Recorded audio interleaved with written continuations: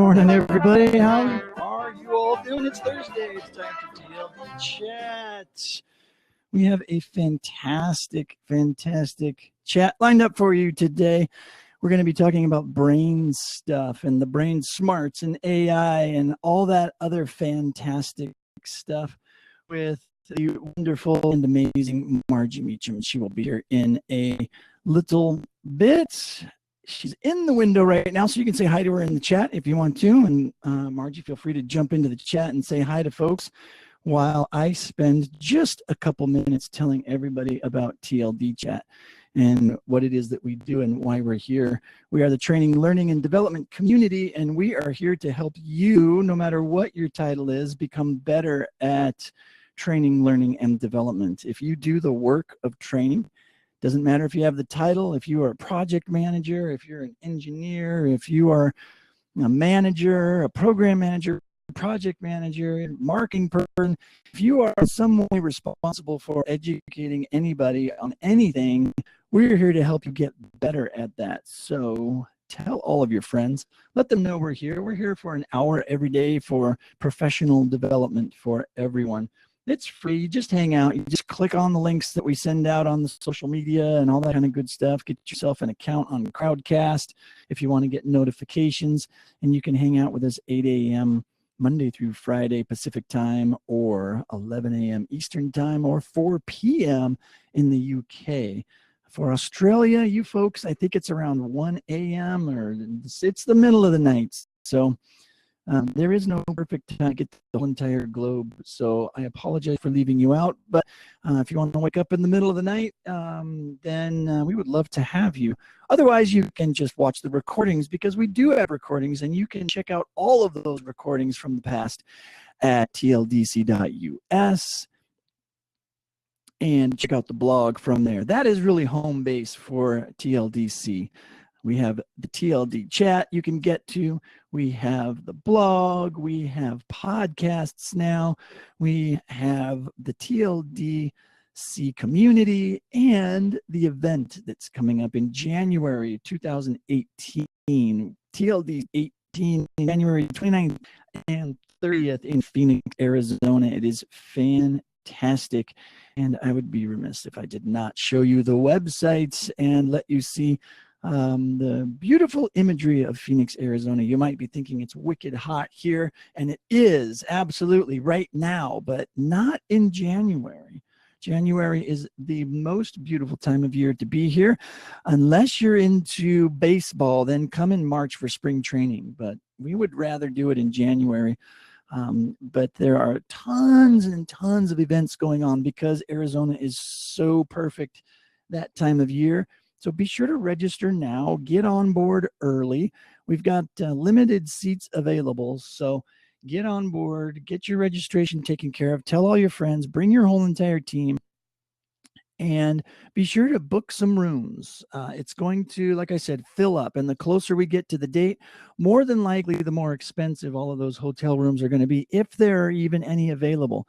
Luis is working hard to get some blocks of rooms locked down at a reasonable price, and I think we have 2 so far. Maybe 1 is locked down and 1 is on the way, almost ready to go. So I'm still working on that. I actually get out and take a look at those facilities. I know they're great, and I know they're going to be good, but it's always good to just check them out and to see how they are. So don't forget to do all of that stuff. Check out the event site. Check out TLDC.us. Tell all your friends and tell us what you think and what you want to hear and what you want to talk about. If you are new to TLD Chat, please jump into the chat window and just tell us who you are, where you're from. Everybody likes to network on TLD Chat. That is one of the most powerful things that we can offer you here every morning, is the ability to reach out to some amazing professionals here in the TLD community. And if you don't take advantage of that, you're really missing out. So say hi. It's a wonderful group of folks. If you are new here, and for those of you that are regulars that hang out here every single day, you guys are awesome. Say hi to the new folks. If you see a new face, just reach out and say hi, and let them know who you are. I see a few graphical avatars instead of headshots, which normally means it's a new person or a new-ish person. So that's always a good sign. But it's always fun to have you for sure. Get used to the platform. Hit up the settings feature in Crabcast and maybe throw up a headshot so we can see who you are and get to know you better. The chat is the best place to get started, so don't worry about that headshot for now if you are new. But today is Thursday, and that means that we're going to be talking about organizational or industry stuff. And we have a fantastic guest here today to help us talk about that, more specifically around the brain science and neuroscience. That's the word I was seeking out, and how that can impact the work that we do. It's a huge topic in our industry, which it's a great topic for us to have on this Thursday. And we have Margie hanging out with us today, talking to us, and she's in Arizona too, by the way. How's it going? Oh, you're still muted there. Yeah. Hey, there I am. Okay. Hi, everybody. Yeah. Good morning. Welcome from, or good afternoon, depending where you're from. Yeah. Brent and I are both out here in Phoenix, Arizona. And the only time we've actually seen each other face to face was at last year's conference in San Diego. Yeah. We keep working on it, but you know, life is crazy. Yeah. So yeah, it's one of those things, right? I'm really thrilled to be here. Thank you for asking me. And so nice to see a lot of people I already know are in the chat. You know, it really is a small world. The learning community is like a small town. We all know each other. We keep bumping into each other. We work together. And I think that's one of the wonderful things about what you guys are doing, Brent, is recognizing that and really building the community and making it, giving us this opportunity to learn from each other. So thank you for that. Oh, you're welcome. And that's, I always have to tell people I do it for selfish reasons. I love this community and I love hanging out with everybody. It's such a fantastic group of folks. There is a particular personality type that gets pulled into this industry, if you will, or to Anthony's point, the lack of industry, but we can talk about that at another time. But yeah, you know, it's just always great group of folks, and I enjoy every last one of you. So it's always good for me to hang out and start my day with a quick chat. So the neuroscience stuff, you know what, why don't we just start with introducing folks to who you are. Give us a little bit of background and how you got into, you know, the type of that you're looking at today. Yeah. Well, I've been an instructional designer and learning consultant for probably longer than I want to specify, but you know, most of my adult life. And I started my own company about 10 years ago, LearningToGo. And I did it because I was working in corporate America and I just felt like there wasn't as much innovation as I wanted to have. And about that same time, I noticed some articles on the fMRI, the functional MRI, suddenly being able to watch a live brain in action.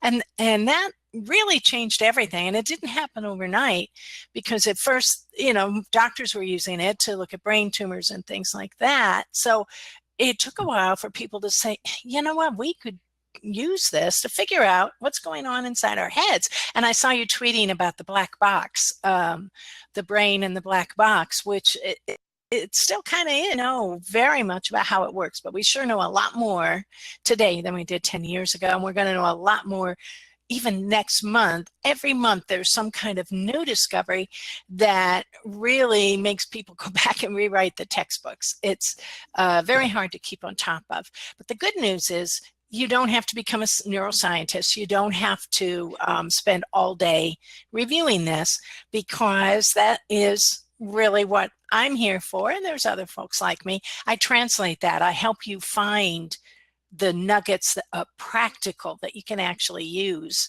And there's a couple of ways I do that. And I'm sure at the end of the program would be you know, I'll get a chance to do a little shameless self-promotion, tell you guys how you can get in touch with me. But the main thing is we live in this exciting world where we're just beginning to understand our own minds. All this time of guessing how people learn. And we've all gone to school, we've gone to workshops, we've been told adults think this way, kids think that way. Almost all of what we've been told, a great deal of it, has turned out to be false or limited or misinterpreting actual physical activity in the brain. So we've all got a lot of rethinking to do. What we have validated in neuroscience is that much more valuable, because now we're not just guessing, we have hard evidence of why it works and why it's important. So the combination of those two things, and that's right, Bethany, that's always the way it is with science. It's one step forward and three back. Every discovery gives us 4 or 5 new questions. And that's what's cool about it. We'll never get bored. And you know what? Whether you know it or not, you guys are all working in science. You're all practical scientists. That's what you're doing. You're applying science. And so I think that's something to be proud of. So congratulations to all of us for that. It is. It's a fantastic time to be doing what we do, because it is so different, but it's also frustrating, right? Because it's one thing to have all of this research and to have all of these new technologies that give us all this new information, and to have researchers out there doing all of the work and publishing it. But then it's a completely different hurdle to jump when you're trying to disseminate that information to a community of folks who have been thinking one way for a very, very, very long time, and trying to change that thinking based on recent science is incredibly hard. I think we've all experienced this. And so, I mean, it's that sort of, I guess, the marketing side of science and our industry and how it's changing so rapidly. It makes it difficult, I think, to step into a room and talk about certain issues, and people scratch their head and go, wait, but that's not what I was taught 10 years ago in graduate school. Yeah. Yeah. And I was actually referring to some of those learning models and some of those things from my graduate school experience. It's a great foundation, and I'm not saying that you shouldn't value an advanced degree, but we can no longer think of those things as the end of our learning, particularly in the field we're in, because it's changing all the time. And I'm having a lot of fun watching the chat of debating of whether L&D is always all that scientific, or whether some of us are just kind of going by feel or winging it. And you know what? We could spend a whole program just on that, but let me just kind of clarify. It is a science, and we should be taking a scientific approach. The fact that we're not necessarily all doing it doesn't change the fact that's the field we're in. It just means some scientists are better than others. So I think it's interesting too. I mean, I'll take the flip side of that, and play a little devil's advocate here. I mean, I don't know if this is devil's advocate, but I think inherently or intuitively, some of the things that we do and that we see as successful, we keep doing it. We just don't know why it's successful. Now the science is telling us this is why that particular process that you use, or the idea of how you created that video, or the fact that you're using video instead of text, or whatever, or that how, why virtual reality is such a powerful tool for learning, things like that. We just kind of inherently know, and we want, maybe because we experience it personally. And so we just go ahead and do that for our learners. We may not know why it works, but now with all of this new science and all this new technology, it is, now at least we know why, right? Now we can say, oh, yeah, okay, I've been doing it this way for so long and not really knowing why it works, but just doing it. And now we know why it works. Right. That's another angle we can look at, right? Yeah, that's incredibly validating. And it gives you more ammunition when you go to your stakeholders and say, here's why we need to do this. Brent and I were talking about business leaders and stakeholders a little bit before the program. And sometimes we scare them with all of our jargon and our theory, and we overwhelm them. And it can be easy then to let them dismiss us if we don't put things in a way that's accessible to people who don't do this for a living. Well, one way that helps you is with the science, because it's getting a lot of play right now. But there's another side to this, Brent, and that is that not everything you read that has the headline screaming neuroscience is, number one, really accurate, and number two, really neuroscience. So there's an awful lot of hype, and you have to be careful of that too, and aware of that as well. Well, like everything else, we've got the snake oil salesman out there too, right? Yeah. So, just as soon as any sort of scientific paper or whatever gets published, there's somebody out there saying, I can sell you something that's going to make that happen faster, better, cheaper, or, what have you. So, there is a lot of activity in our industry, unfortunately. But I will point out too that I don't think it's all for nefarious reasons. I think people are I think for the most part, people in our industry go at everything, vendors included, with good intentions. They want to create something that's going to be impactful and effective, and they want to be able to market it in a way that's impactful and where they can reach people. And they want to be able to tell people that this works because, and the reason why we built it was because, this is the new science, and this is why it's different, and this is why it works versus the way you used to do things. It's a tough sell. It is. And to be fair, I make living off of practical applications of neuroscience. So I'm making my living that way. So I don't want to say there's someone else isn't entitled to sell their expertise. So we're checking out the size of your microphone now, Brent. I know, I noticed that too. And I didn't want to go off the rails, but I just knew I could basically sense the comments that were going to pop up as they were popping up. In the last 60 seconds, I've felt more telepathic than I ever have in my entire life. I knew exactly what Marco was going to say. I knew exactly where everybody was going to go with it. You know what? There's actually a neuroscience reason for that. When people start to be talking about the same subject and they feel passionate about it, their brains start to modulate at the same frequency. If we could see our brain waves right now, we would be starting to get into sync. And when they do that, they become much more intuitive about each other. And our brains love to predict behavior. So it's one of the reasons why brains perform better, why teams perform better after a certain period of time when people start to get on that. And why we say, you talked about intuition, we've always known somehow that brains can get in sync. That's why we have that phrase, you and I are really in sync. It turns out to be literally true. It is, it is a factor of the electrochemical charges going on inside the brain. And yes, Tom, there might be a fine line for some of us. But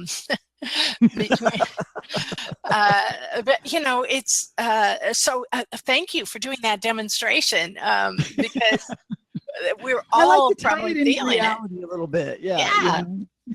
Practical conversations.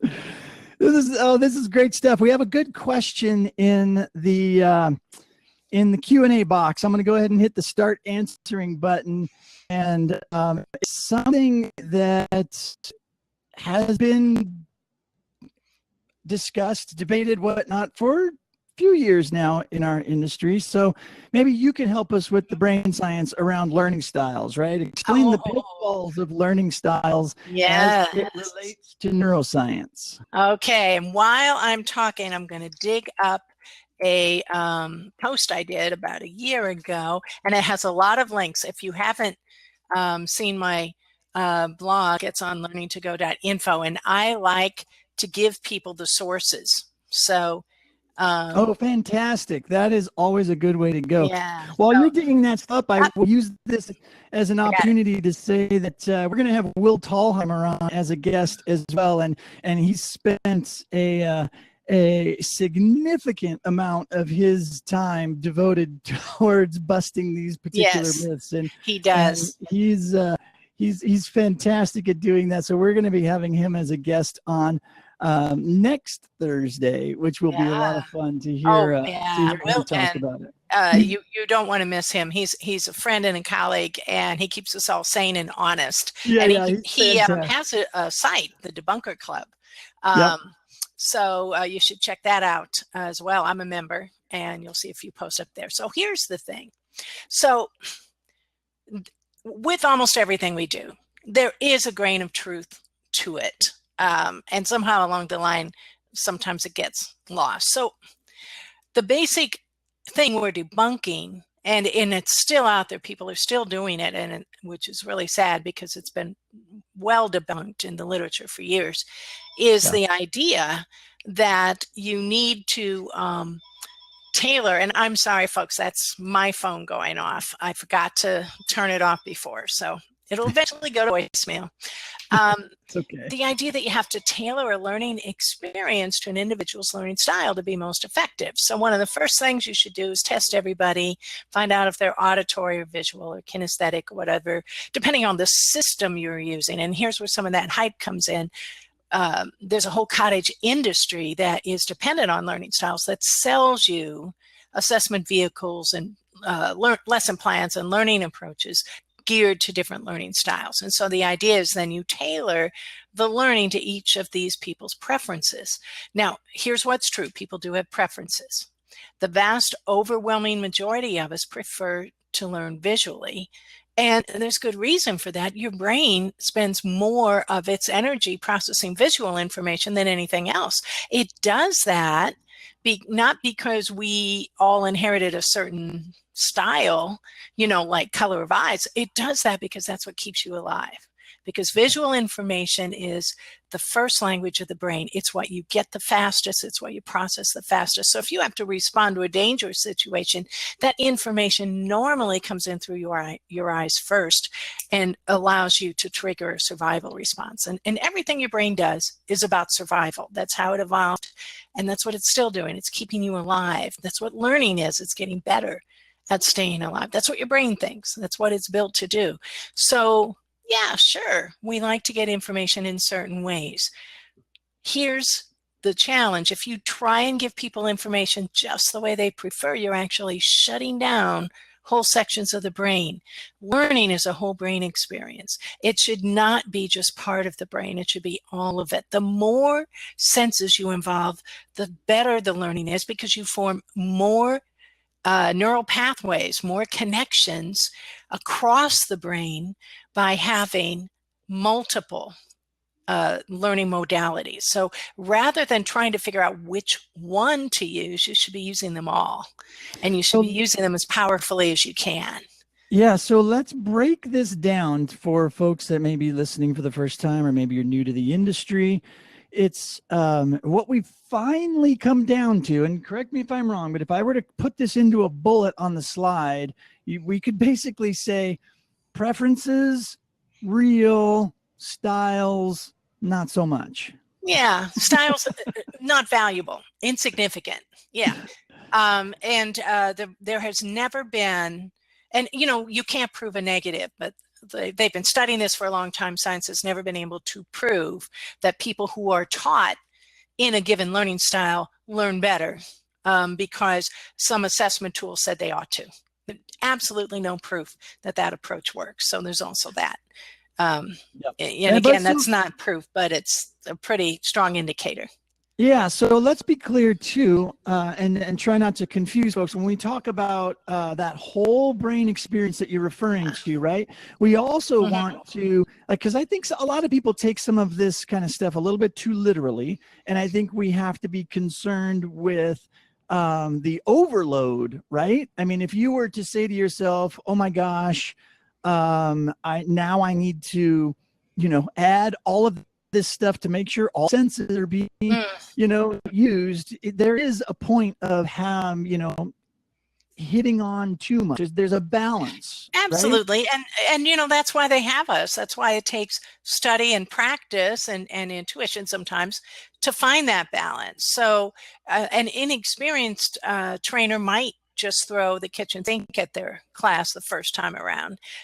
We've learned, and these are other principles proven by neuroscience, validated, that were originally, that you might have learned in your master's class spacing, for example, sequencing, breaking it down into tiny chunks. Those are all valid approaches. So you don't have to pull in all the senses all at once, but in the course of training, the more of them you can use, the better. And one that we often forget, particularly in this day of e-learning, is the body.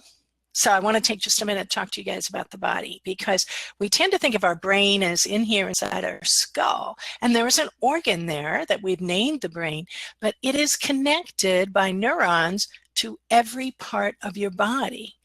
And so if I were to take out my entire nervous system and look at it, it would look like my skeleton. It would be shaped like my skeleton.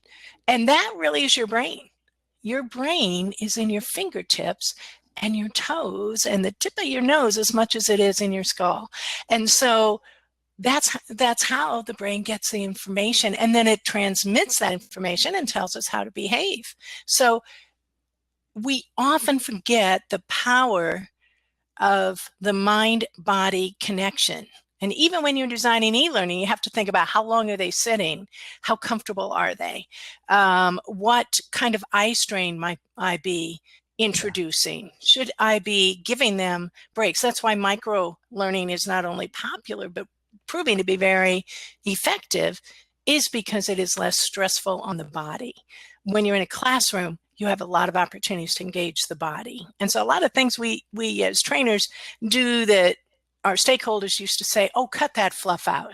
Do they really need to get up and walk around the room, or can't you just hand them, the material? No, they really need to get up and walk around, because that stimulates blood flow to the brain, and they're going to be more engaged when they sit back down. So those kind of things are also all part of that learning, of our role as learning professionals, is to build those things in.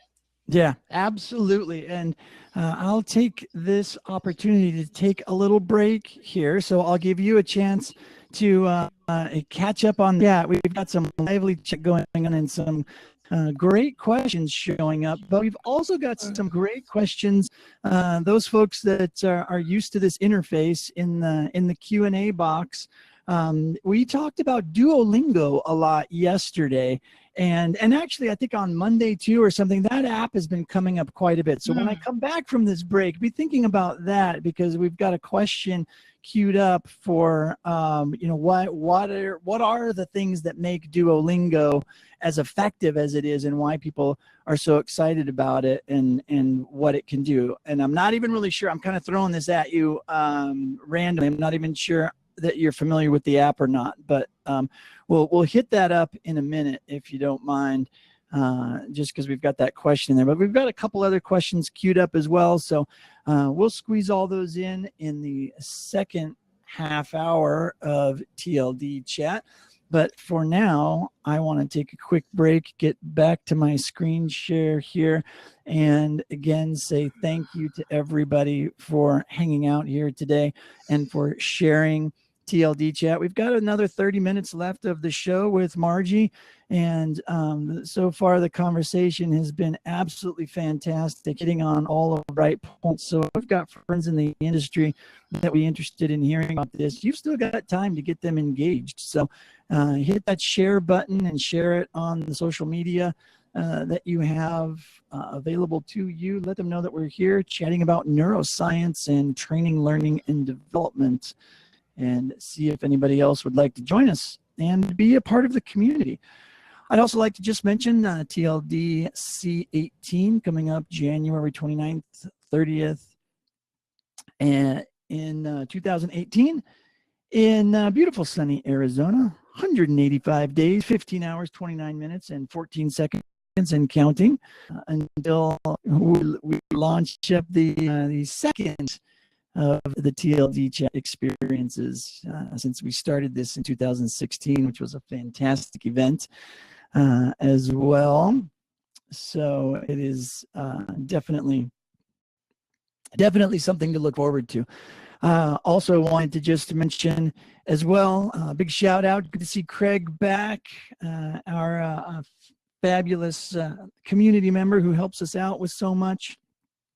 Craig does a great job. He is going through some work.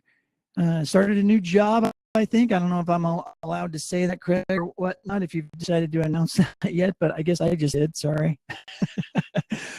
But I know what it's like to be a busy guy right out the chute. So it's good to see you, though, again, and we'll have to touch base. But special thanks to everybody who help us out and go the extra mile. And help us take notes and help me stay on track and help me, get through an hour daily show. And I am very, very, very grateful for everybody who helps out and helps us make, create value for the community. That's what I was trying to get at. That's why we're here. We're here to provide value, to help everybody be better at their career, to be better in their profession, to grow, to learn, to network. And it's always fun to know that we've impacted somebody's career in their life and the work that we do, whether it's encouraging them to get into this industry or whether it's encouraging them to speak or to share their knowledge with others. That's why we're here. So again, thanks to everybody for being a big part of TLDC. And Luis and I are constantly talking about what we do to make it better and how we can improve things for you. So again, please send us some feedback. Let us know what you think, because really this is all about you.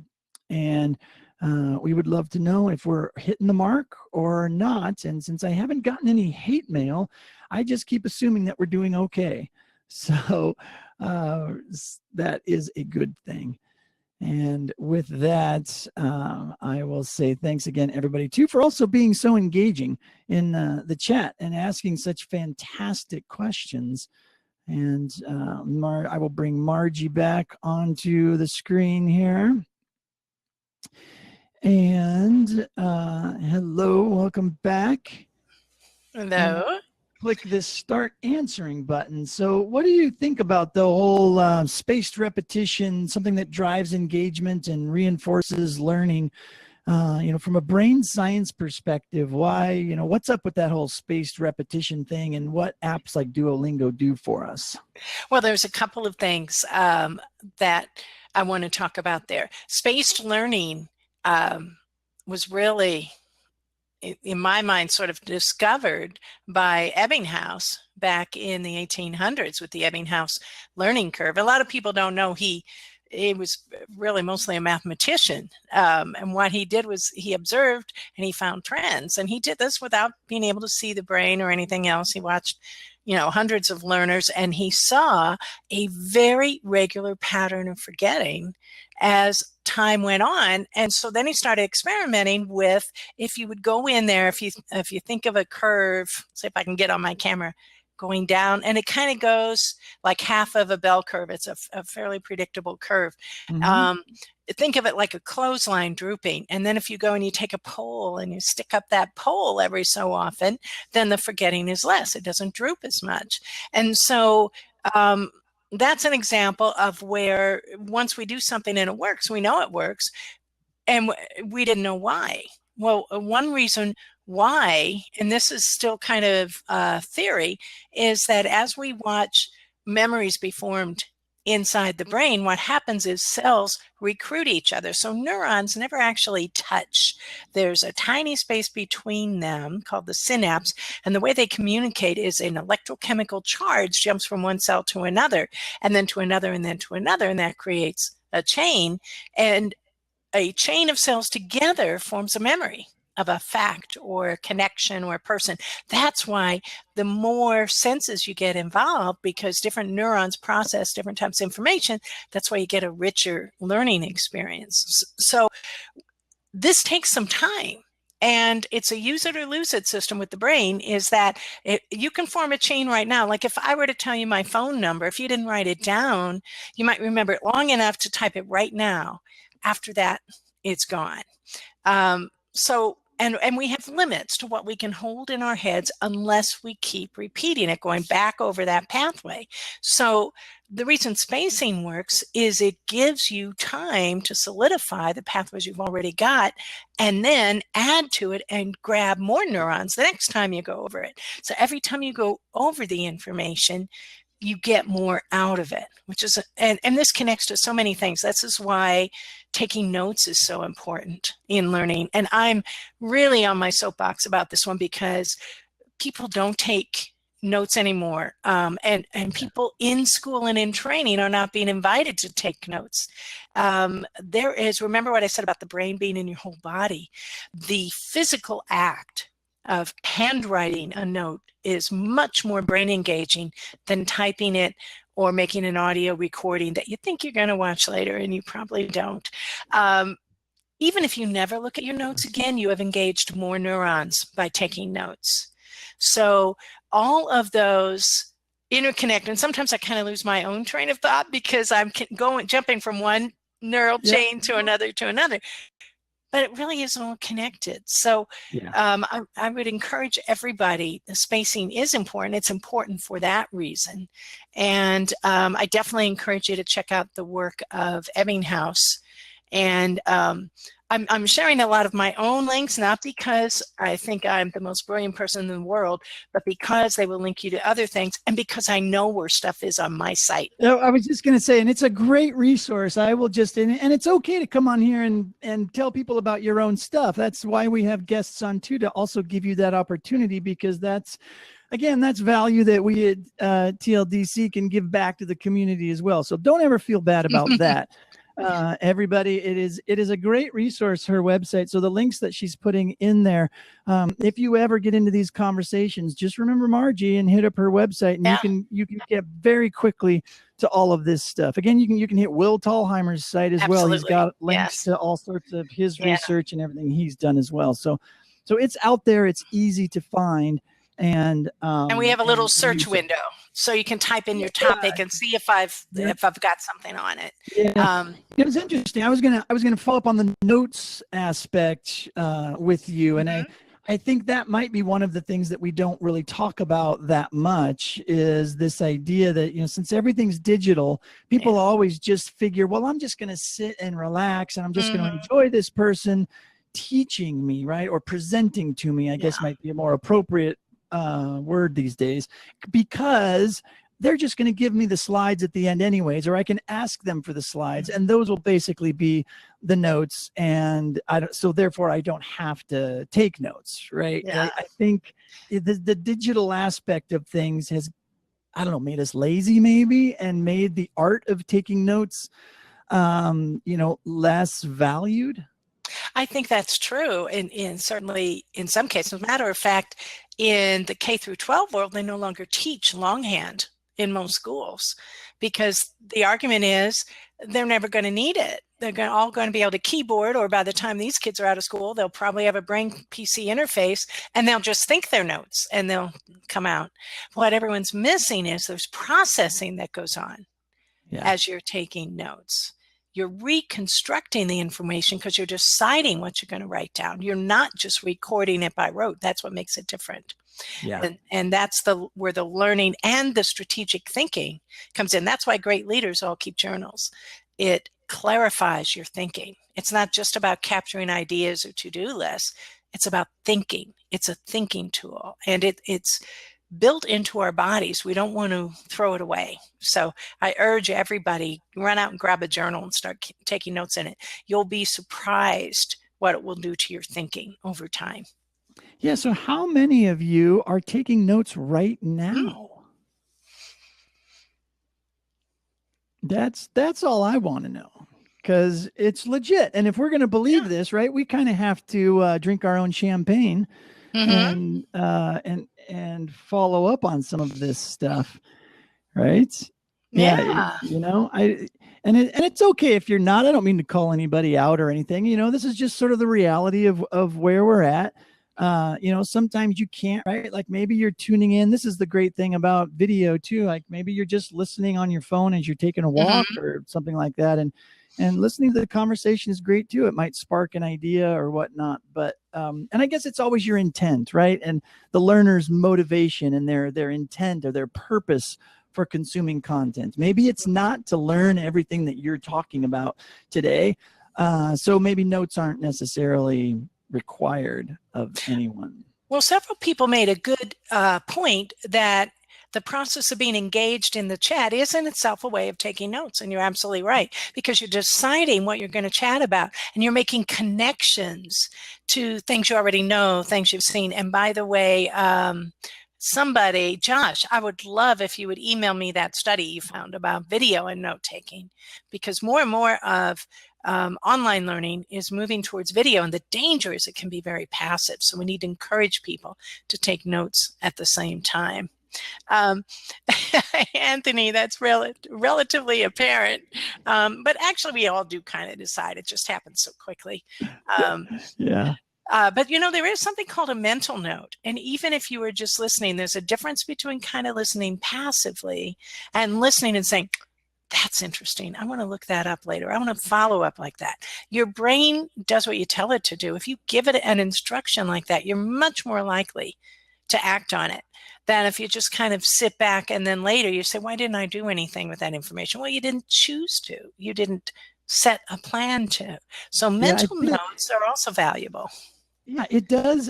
A lot of what we do, especially when you're older, right? You have a lot of memories, you have a lot of knowledge, you've built up a lot of experience, and at a certain point, things start to happen automatically. So I think we tend to lean on that maybe a little bit too much, and we stop practicing what you're talking about, right?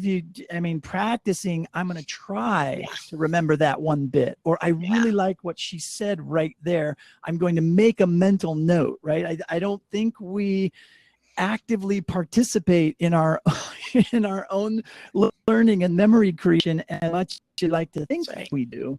The older we get. And that's just an observation and personal experience. I don't know if there's any truth to that or not, but it feels that way. Brent, I'm not sure. I'm watching somebody's comments. Brent, I don't know that it's really age or generational, but it might be cultural. Because we're all, no matter what your age is, you read these descriptions about, the millennials are this way. Well, we're really we all have that mindset now. So, because we live in their world. And so the same thing happens with all this digital information. They're great tools. Like someone mentioned, they can play back a podcast. They can, you're going to send out a video of this. People will be able to go back and watch it again. And so I don't know that we're necessarily lazy, but we are processing information differently than we did even a generation ago. Our brains have changed physically in a very short period of time. And that means the danger is we haven't really caught up with enough strategies and tools to work with that new brain that is physically rewired differently. So one of the things that neuroscience teaches us is that everybody learns better when they're taught how their brain works. It's called Learning to Learn. And in fact, the #1 MOOC on Coursera is by a friend of mine, and it's called Learning to Learn. And if you look at it, there are millions of people who have taken it. And let me see if I can I might be able to come up with the link. Barbara Oakley, she really pioneered it, and she did it for college students. But the truth is, your brain, another thing we've learned is there's no real big significant difference between a child or a teenager's brain and an adult's. They all work about the same. What's different is their context. So definitely I recommend everybody go take that free course on Learning to Learn.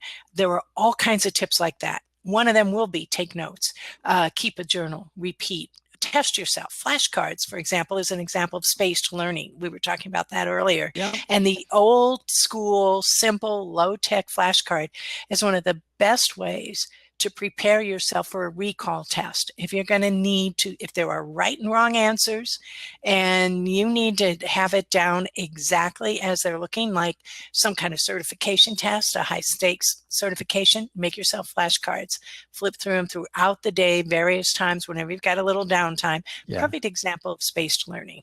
So here we have another quick question here. There's actually a lot of questions stacking up in the Q&A here. So I'm going to hit some of these quick ones really fast. And then there's one big one that we still haven't touched on yet, and that is neuroscience and artificial intelligence. But let me save that one real quick, and let's hit up some of these that I think will be a little bit quicker. So Joe just asks quickly, I do like to listen and sit back and relax to learn and absorb. What is the science behind that?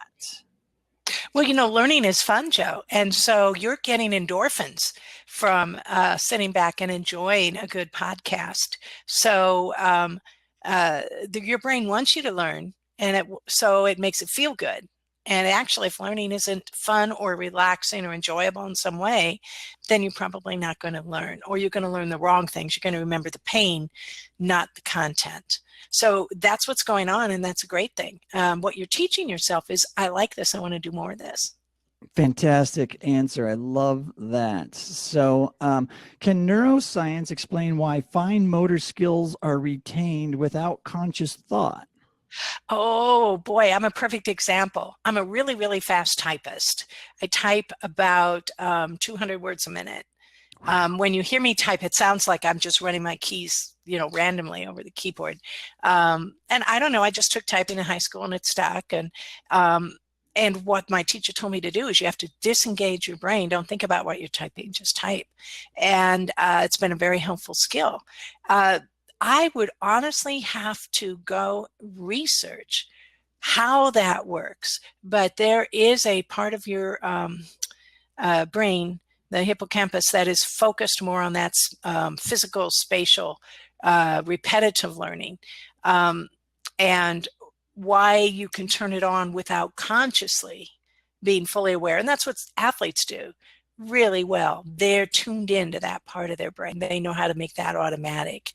For others of us, we have to think about, you know, how we're going to swing that golf club, and they just do it. Part of it is repetition, hours and hours and hours, but that's not the whole story. And if you are interested, and send me an email, I promise to get to the bottom of it and find you some information, because I honestly would have to do a little research on that one. But muscle memory, yeah, Kim says it's muscle memory, and it does go back to the fact that your brain is really in your entire body. So some part of your brain is making that happen. It's not really muscle memory, it's brain memory, but it's working in a different way. It's awesome. Awesome. Good stuff. So Linda, this before we run out of time, too quickly. I mean, time flies when you're talking about good subjects like this. This is great. So this is really the big kicker. How do you think the advancement of neuroscience will enhance the advancement of artificial intelligence? You know, people might think they're different fields, and up until recently, that's what most people thought. But I've kind of been tracking this for a while, and the reason we're seeing a lot about artificial intelligence right now too, and you're going to see some of the same dangers, a lot of misinformation, a lot of hype, a lot of promises that aren't all that great. Thank you, Josh, for sharing that. Brent, would you please give me a copy of this chat later? Because folks have shared links and things in there with me that I want to make sure I get to. We will do the best we can. We do take notes, actually, and we do post them on the blog afterwards with the recording. So everything should be there. Okay. So in order to build an artificial intelligence, you've got to understand what you're mimicking. You have to understand how the brain works. And a major breakthrough came just a few years ago with artificial intelligence and machine learning when we discovered neural networks, and we started understanding how those neurons recruit each other and then break up unused connections, and and how the brain rewires itself, and starting to build an artificial intelligence that does the same thing, that teaches itself. So we don't have to tell it everything it has to do.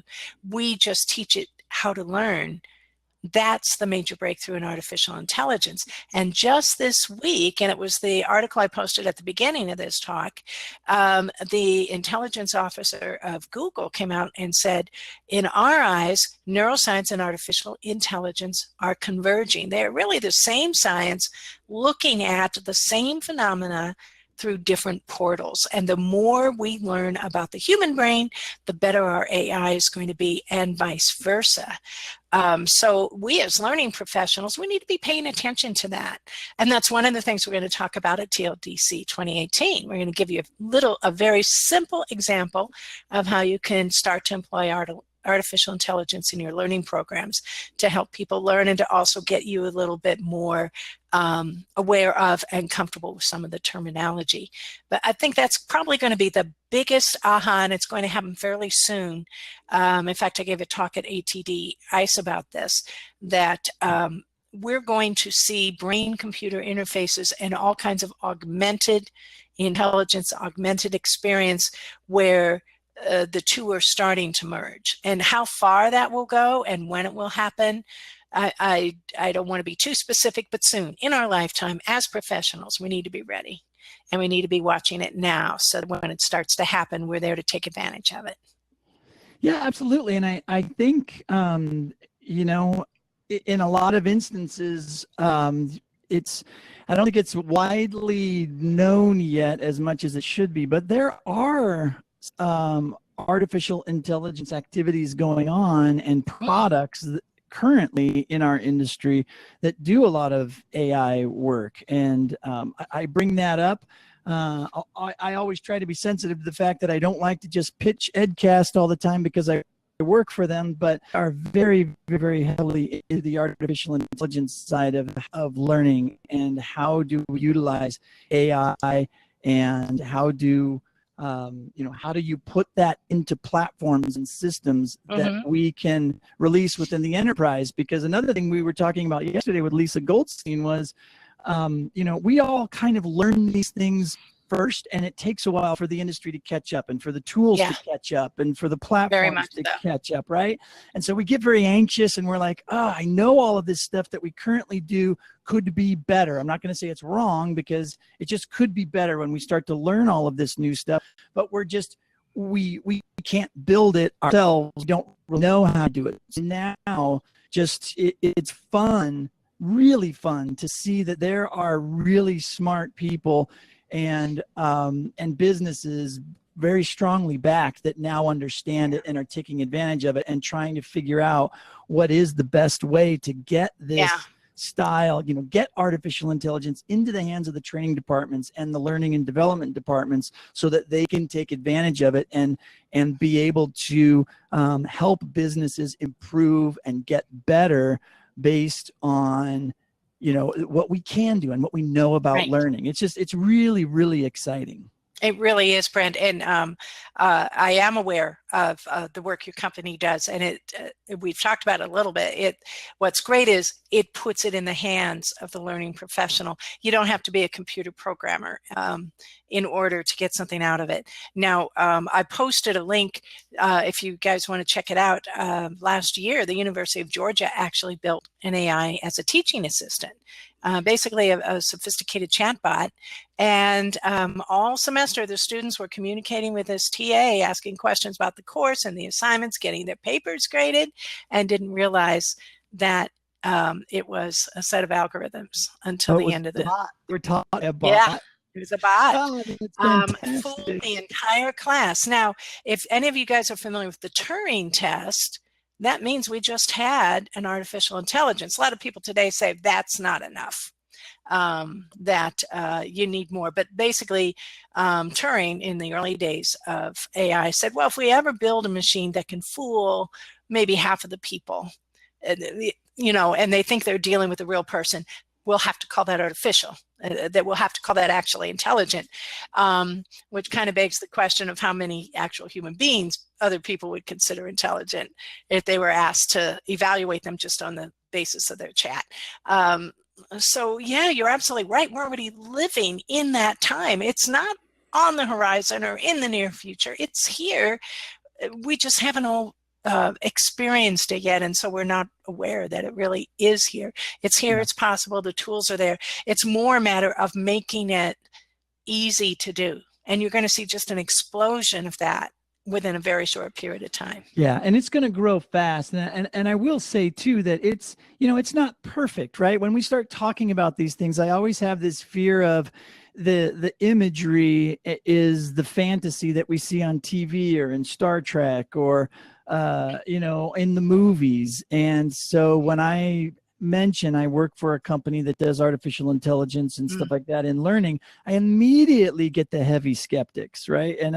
And until you can show it to people working, then they start to get it. But then they also then take it to the next level and say, well, why doesn't it do this? Well, why doesn't it do that? And you have to say, well, because we're in the process of, everybody's trying to figure that out. Nobody has been able to take it to that level yet. We're all thinking it, right? Everybody knows what the next steps are, but there's always this transition period, and it takes a while, to get to that holy grail. Right. And that just shows again how they're really two sides of the same coin. There's just as much hype. There's just as much we don't know yet. It's very easy to overpromise and underdeliver with AI just as well as with neuroscience. And really, the more you look at the two, the more you see the parallels. I've also opened up a very interesting discussion on Turing and the Turing test and everything else. So I'm enjoying that. And I would agree with the person who said his mind was brilliant and possibly one that we'll never fully understand, much like Einstein. And I would throw Nikola Tesla, probably my big three geniuses right there. So if you want to study brilliant minds, study those three guys. And they happen to be guys. There's some really brilliant ladies out there too. Oh, Da Vinci. Talk about mind-body. Da Vinci used his whole body. So anyway, we could do another whole session on geniuses. The history of wicked smart people. Let's do that maybe next time. And let me just throw this out, guys. You all have the capacity to develop your brain to that same level of capability. That when we look at their brains, there's nothing special about them. It's what they did with them. So I'll leave you with that. That is a fantastic nugget to end on. Thank you so much for hanging out with us today. Thank you. I enjoyed it. It's a great group. This is honestly the first time it's on my calendar every single morning, and seems like every time my phone rings from a client, which is great. We love our clients. And so this is a hard time for me to get in, but hopefully now that you guys have seen me once, you'll see me come by now and then. Oh yeah, absolutely. And well, this is always the fun thing about doing a show like this, because I have so many friends and colleagues that tell me that, and I'm like, all right, here's what we're going to do. Instead of just having you show up, you're going to have to put it on your character because I'm going to have you on as a guest. So that way you have to come. Yeah. You finally got me. That's right. We did. We finally wrangled you down. So it's good. We've been working on it for a few weeks. And same with me and Will Tallheimer. It's been hard tying him down, but psyched to have him next week. And I hadn't talked to Lisa Goldstein in a while, so I got to have her on yesterday. So I always tell people that doing this show, there's a whole lot of selfish reasons behind it. It's a great opportunity to get it on the calendar and to have conversations with such fantastic people doing great work in the industry. So again, thank you very much for being here. Where can people find you? We've got a lot of links in the chat, but give us the rundown real quick. Okay, well, I'm on Twitter at Margie Meacham. That's easy. I put my LearningToGo.info has about everything else. It has my book, Brain Matters, How to Help Anyone Learn Anything Using Neuroscience. Nominated as one of the best independent books on Amazon, so I'm very excited about that. And our podcast, where I interview, and Brent, you've been on my podcast. Yes. We were just named in the top 10 podcasts for learning and development professionals. It's on iTunes. It's on that same site.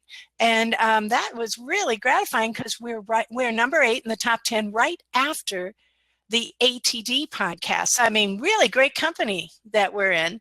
And it's all because, all because the topics and the speakers and the listeners are so engaged. So those are a couple of great ways to get in touch with me. And I'll give you guys my email one more time, especially if you're coming to Phoenix, or even if you're only going to be there in spirit.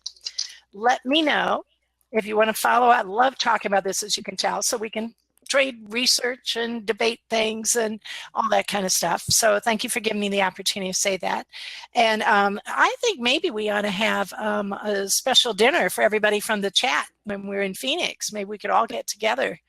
Do something Absolutely. like that. We're working on that. So all sorts of fun little surprises up our sleeves for TLDChat 18. So everybody stay tuned for all those announcements and everything that we've got going on. So again, thank you very much for being here, Margie. I'm going to close out your video now, but you'll still be in the show, in the system, and you can chat with everybody. So again, thanks everybody for hanging out with us today. Thank you, Margie, so much for sharing all of your knowledge around all things brain science, which we all love. We love this stuff. And one of the things that I mentioned to Margie beforehand that I don't think we talked about today, but I do like to take everything that we talk about here down to a very, very, very practical level. And I will leave you with this one tip. These conversations about neuroscience of learning and why we do the things we do and why we choose the solutions we choose. These are great conversations for us to be having together as an industry, but to the point of everyone else that we've had on our shows that have echoed the idea that we shouldn't be telling people how we make the sausage because nobody cares, right? Nobody likes how you do the work. They just like that it gets done. This is one of those conversations that unless you know for sure that your C-level executives that you're trying to impress are interested in this kind of stuff, you don't need to tell them about the neuroscience between everything, why we're doing what we're doing and why it works and all of the data.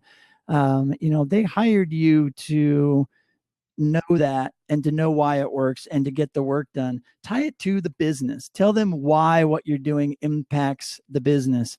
And if anybody shows any sort of interest in, well, can you prove it? Then drop the brain science on them. But in general, it's a great conversation for us to have as colleagues and as professionals. So that's just one last tip as we head out here. But again, thank you so much to Margie for hanging out with us.